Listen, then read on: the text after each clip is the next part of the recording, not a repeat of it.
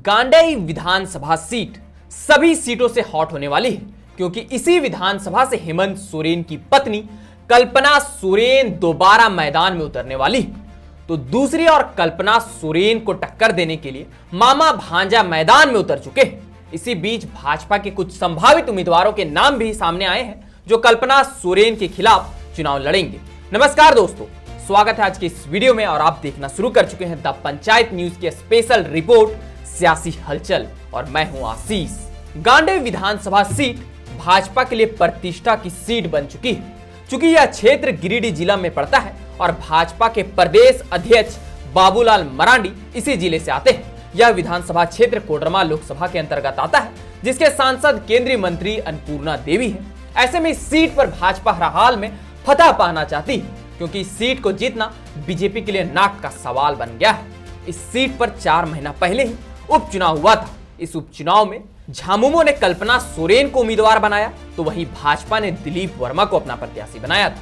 इस उपचुनाव में टक्कर तो कड़ी हुई, लेकिन जीत कल्पना की हुई। ऐसे में इस बार भाजपा पूरी तैयारी के साथ अपने प्रत्याशी को मैदान में उतारने वाली है। इसका एक झलक भी देखने को मिल गया। विधानसभा चुनाव से ठीक पहले ही गांडेय के पूर्व विधायक जयप्रकाश वर्मा की घर वापसी हो गई। 1.5 साल पहले भाजपा छोड़ जेएमएम में गए जयप्रकाश वर्मा अब वापस अपने पुराने घर में आ गए हैं। जयप्रकाश वर्मा की घर वापसी के बाद अटकलों का बाजार गर्म हो गया है। जेपी के आने के बाद इस सीट की टिकट के लिए उन्हें दावेदार माना जा रहा है। जेपी से पहले इस सीट के प्रबल दावेदार इनके ही भांजा और उपचुनाव में बेहतरीन प्रदर्शन करने वाले दिलीप वर्मा तथा जिला परिषद के अध्यक्ष मुनिया देवी को माना जा रहा था। लेकिन जब जयप्रकाश वर्मा आ गए हैं तो अब इन तीनों को टिकट का दावेदार बताया जा रहा है। लेकिन यहाँ एक बात आपको जानना जरूरी है कि जयप्रकाश वर्मा और दिलीप वर्मा रिश्ते में मामा भांजा, तो मुनिया भी रिश्तेदार है। ऐसे में कहा जाए तो गांडेय सीट के लिए तीनों रिश्तेदार दावेदार बन गए। इसी के साथ अगर गांडेय विधानसभा सीट के इतिहास को देखें तो यहाँ हमेशा भाजपा की प्रबल दावेदारी रही है। इस सीट पर वर्ष 1977 में जनता पार्टी की टिकट पर लक्ष्मण स्वर्णकार जीते। इसके बाद 1955 में लक्ष्मण स्वर्णकार भारतीय जनता पार्टी की टिकट पर जीत दर्ज की। 2014 में भारतीय जनता पार्टी ने जयप्रकाश वर्मा को उम्मीदवार बनाया और इन्होंने भी जीत दर्ज की। झारखंड गठन के बाद भाजपा के वोट बैंक में बढ़ोतरी तो हुई, लेकिन 4 चुनाव व 1 चुनाव में सिर्फ एक बार ही जीत मिली। झारखंड गठन के बाद 2005 के चुनाव में यहाँ झामुमो के सालखन सोरेन, आरजेडी के डॉक्टर सरफराज अहमद और भाजपा के लक्ष्मण स्वर्णकार के बीच टक्कर हुई। इस चुनाव में झामुमो के दिग्गज नेता सालखन सोरेन को जीत मिली थी। इस चुनाव में सालखन को 36,849, सरफराज को 35,337, तो लक्ष्मण को 32,545 वोट मिले थे।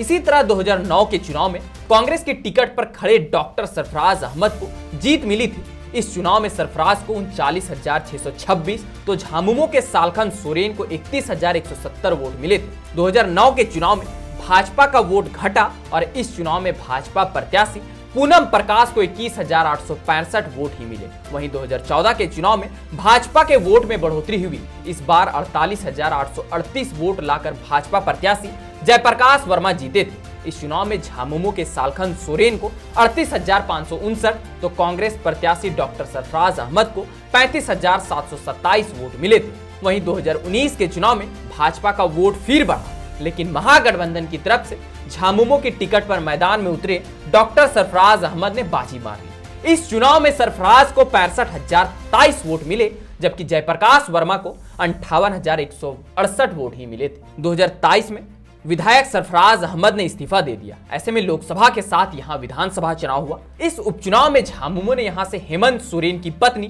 कल्पना मुर्मू सोरेन को उम्मीदवार बनाया, जबकि भाजपा ने दिलीप वर्मा को अपना प्रत्याशी घोषित किया। चुनाव एक तरफा लग रहा था। ऐसा लग रहा था कि कल्पना की जीत एक तरफा रहेगी। हालांकि जीत कल्पना की हुई, मगर टक्कर जोरदार का रहा। इस बार के चुनाव में भाजपा ने अपने सारे रिकॉर्ड को तोड़ दिया और अब तक के विधानसभा चुनाव में सबसे अधिक 82,678 वोट लाने में कामयाबी हासिल किया। पर इतना वोट भी भाजपा को अपने शिखर तक नहीं पहुंचा पाया, क्योंकि कल्पना सोरेन 27,149 वोटों की बढ़त के साथ झामुमो का झंडा मजबूत करने में कामयाब रही और भाजपा को हार का सामना करना पड़ा।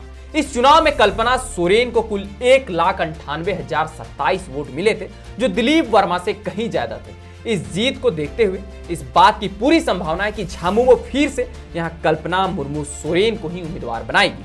ऐसे में भाजपा यहां सभी तथ्यों को ध्यान में रखते हुए उम्मीदवार देना चाह रही है। भाजपा में पुनः वापसी होने वाले पूर्व विधायक जयप्रकाश वर्मा का कहना है कि जनसंघ काल से ही उनका परिवार जुड़ा रहा है, भाजपा उनकी रगों में बसा हुआ है। कुछ महीने के लिए अलगाव हुआ था, लेकिन उन्हें लगा कि भाजपा में रहकर ही वह समाज सेवा कर सकते हैं। ऐसे में वह पुनः अपने घर लौट आए हैं। घर वापसी की कोई शर्त नहीं, वे संगठन के लिए काम करेंगे और जो भी जिम्मेदारी उन्हें सौंपी जाएगी उसे जरूर निभाएंगे।